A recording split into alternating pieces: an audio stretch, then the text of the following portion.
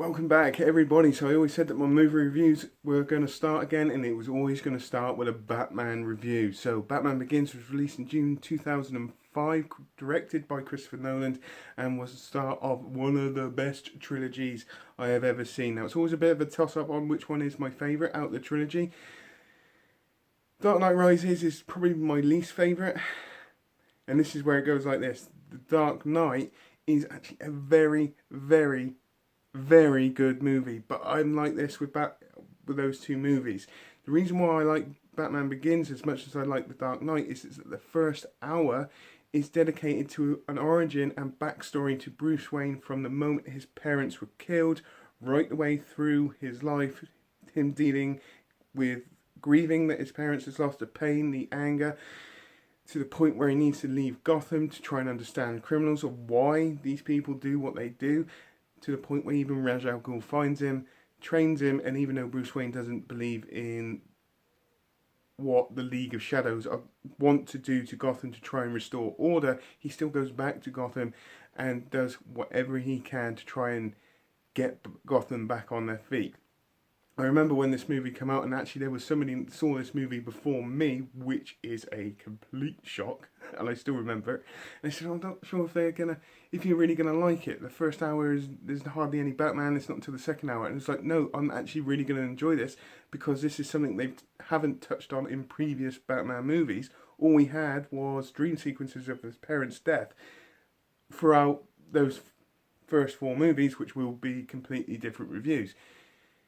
Now, going back onto the second half, obviously we see him friend Lucius Fox, and you get to see a bit of realism as well. This is another element of these movies that I actually really liked, is the realism. Christopher Nolan is a realist. And the fact that when he gets his suit, near enough every single element of that suit has a purpose, to the point of the cape, for instance. It's not a big, heavy leather cape in this movie, it's memory cloth.